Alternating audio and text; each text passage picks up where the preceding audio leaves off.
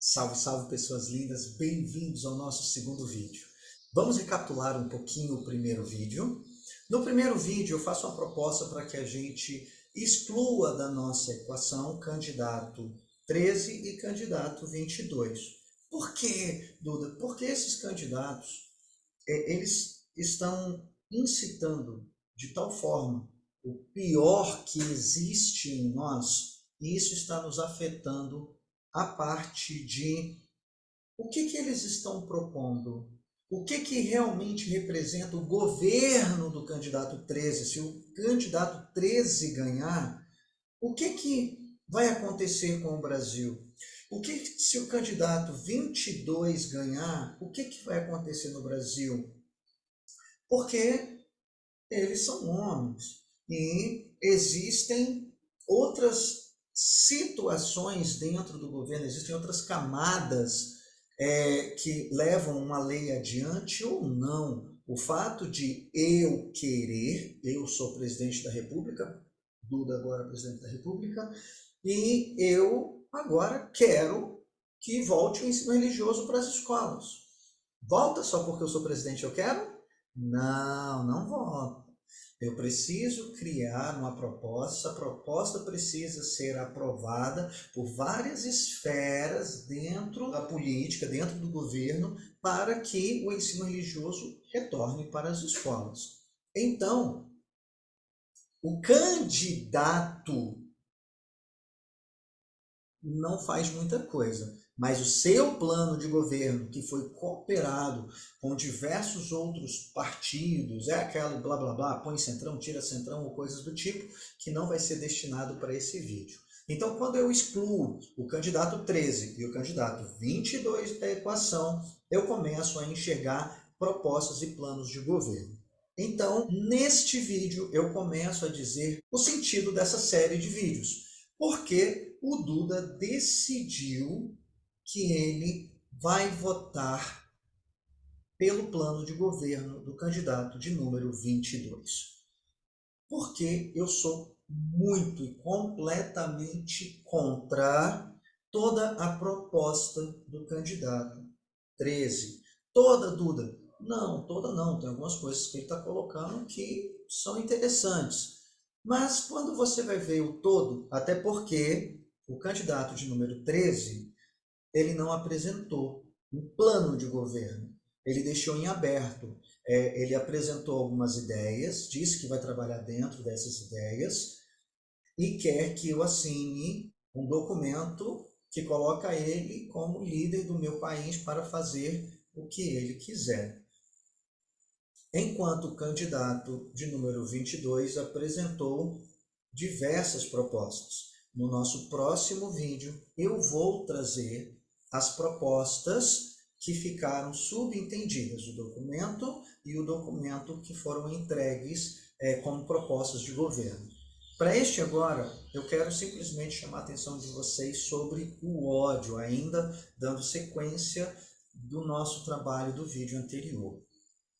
Nós temos pessoas que dizem que o candidato de número 22, ele traz uma proposta muito feia, porque ele incita o ódio através de suas palavras. E aí eu fiz uma retrospectiva dentro dos 4 anos do governo do candidato de número 22.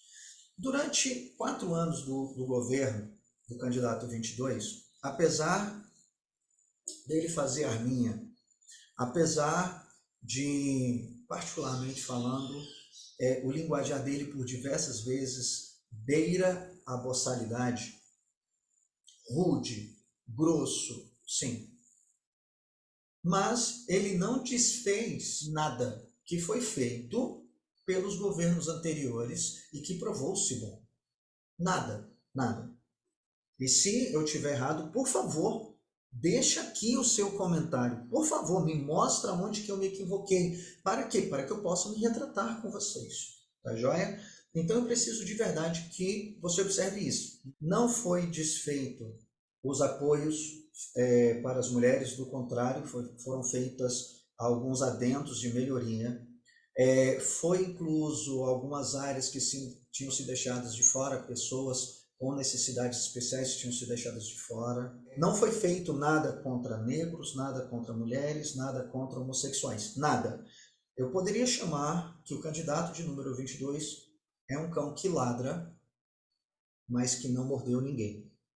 Agora, fazendo uma retrospectiva dentro dos 16 anos, gente, 16 não, 18, porque lembrando que quem assumiu após o impeachment da excelentíssima senhora Dilma Rousseff foi o vice dela, que estava de comum acordo com aquele governo, né? Que as pessoas apelidaram, né, por ter a mania de apelidar as pessoas, de vampirão, né, o senhor excelentíssimo ex-presidente Michel Temer.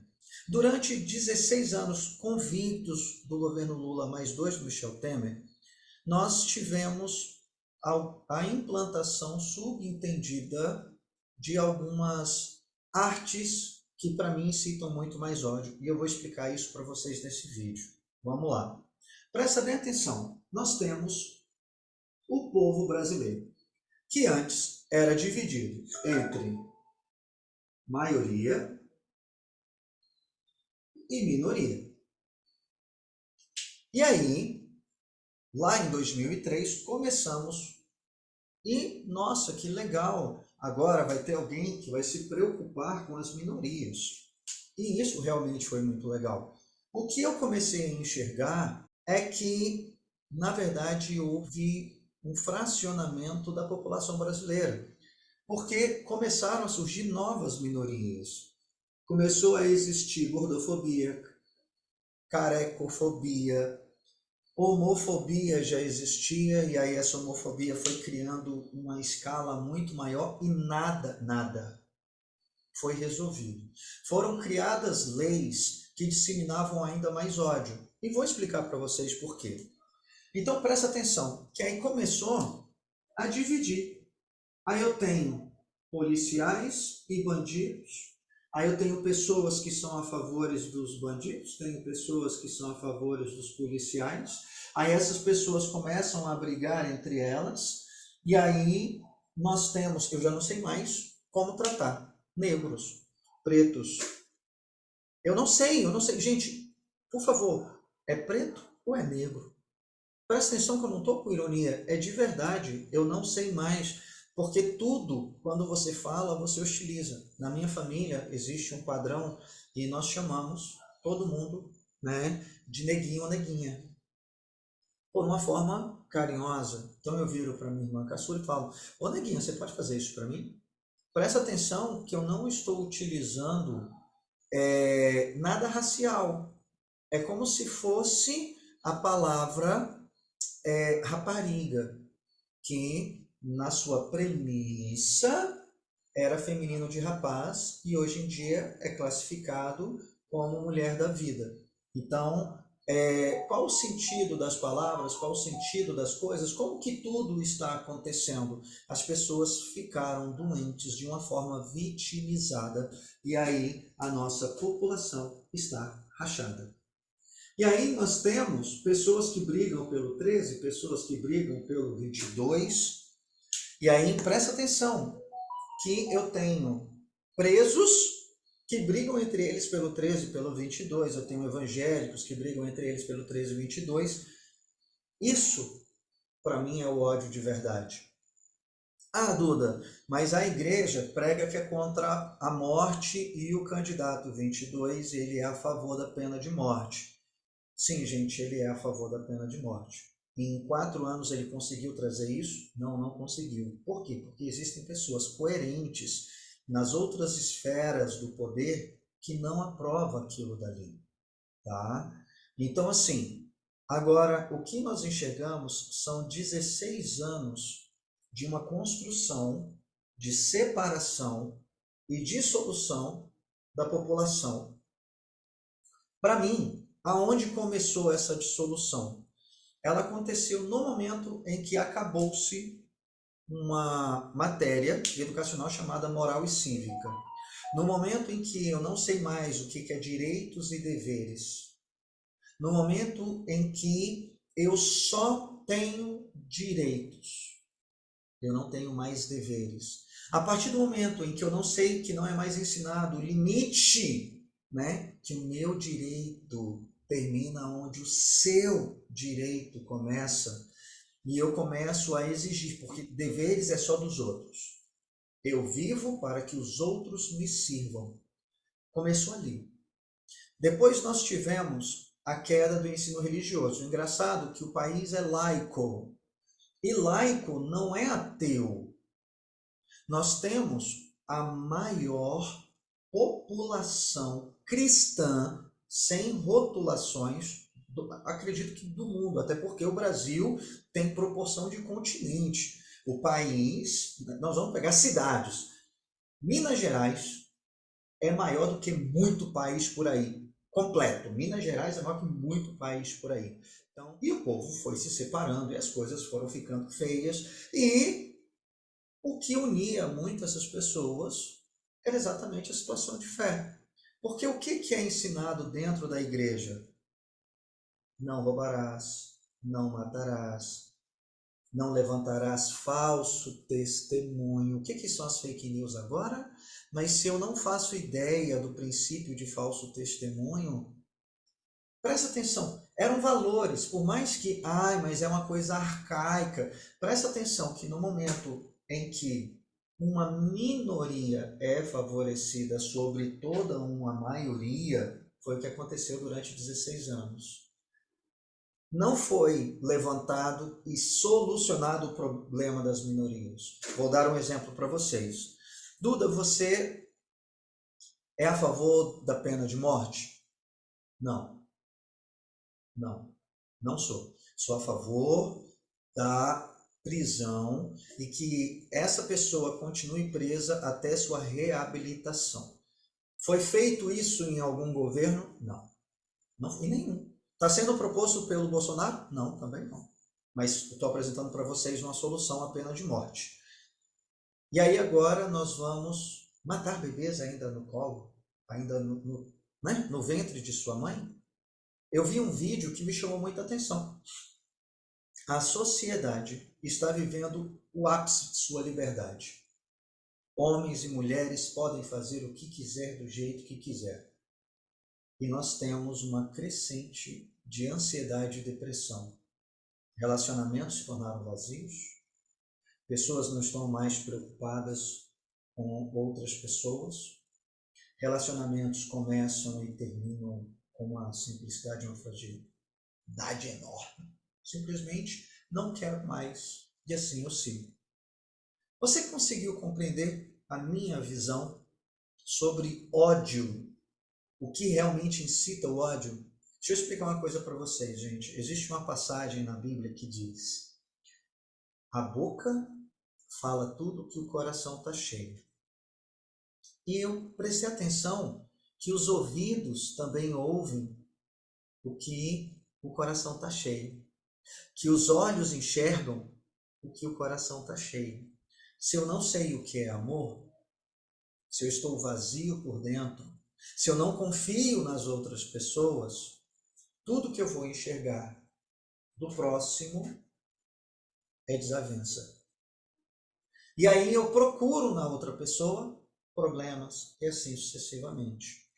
Então, quando eu chamo minha irmã de neguinha, uma pessoa que está do lado porque ela sofreu já discriminação por causa da sua raça, por conta da sua linhagem sanguínea, que no Brasil é difícil dizer quem tem porcentagem do quê, porque é uma grande miscigenação. Eu compreendo que aquela pessoa tem aquilo dali, que ela tem aquela mágoa, que ela tem aquela dor, mas presta atenção, eu estou chamando com amor e carinho a minha irmã neguinha, você pode fazer isso para mim? Ô minha neguinha, vem aqui. E detalhe, se eu não me engano, ela é dessa, não é nem dessa, tá gente? Ela é dessa cor aqui. Então, isso ofende a pessoa. Você viu como o olhar e o ouvido está cheio de rancor, mágoa, dor? E quando eu não trabalho esses sentimentos, eu estou desenvolvendo cada vez mais ódio. 16 anos sem moral e cívica, sem ensino religioso, aonde Agora, nós temos professores pregando ateísmo, a própria rede de ensino deixa isso bem claro. Eu posso falar sobre sexo com uma criança, mas não posso falar sobre Deus com essa mesma criança. É uma obrigação do Estado explicar como funciona a sexualidade. É obrigação do Estado falar para a criança que os pais estão equivocados ao chamá-la de menino ou de menino. E qual a dúvida que o Estado está criando dentro dessa criança? Eu não tenho uma identidade. Se eu não tenho uma identidade, eu chego no colégio e a identidade transmitida pelos meus pais são errônea. Eu lembro de aproximadamente em 2018, houve uma febre nas escolas dizendo que iria acabar o Dia dos Pais. Porque tinha muita criança que não tinha pai e elas se sentiam mal porque o pai e a mãe da outra criança ia no colégio no Dia dos Pais, no Dia das Mães, e a criança ficava triste. Vou contar para vocês a diferença entre o âmbito de amor que eu nasci. Eu cresci com meu pai dizendo que ele queria dar o que ele não teve. Meu pai fez questão de ser um pai presente, da forma dele, porque meu avô se foi quando ele tinha 8 anos. Eu lembro da minha mãe contando as histórias, porque minha mãe nasceu no interior de Minas Gerais e tinha boneca feita com sabugo de milho. E ela queria dar para os filhos o que ela não teve. Então, uma criança que vê a necessidade de ter um pai e uma mãe, ela será um pai e uma mãe melhor. Mas a partir do momento em que o governo fraciona e deturpa tudo, presta atenção, não estou falando de liderança, não estou falando do candidato específico, eu estou dizendo do que ele propagou, junto com ele, as pessoas que estavam em conluio no governo e que o negócio veio sendo desenvolvido, ano a ano. E aí, nós não temos mais referência de homem, não temos mais referência de mulher. E aí nós vemos pessoas que chegam para fazer uma terapia e, os homens hoje em dia estão assim, as mulheres hoje em dia não têm coração, hoje isso, aquilo, outro virou uma grande zona, uma grande balbúrdia. Então, entre escolher um cão que ladra e que eu não vi mordendo, há toda uma deturpação de uma, 2 ou até 3 gerações ao longo de 16 anos. Finalizo esse vídeo por aqui e te aguardo no próximo. Beijo no coração. Fui.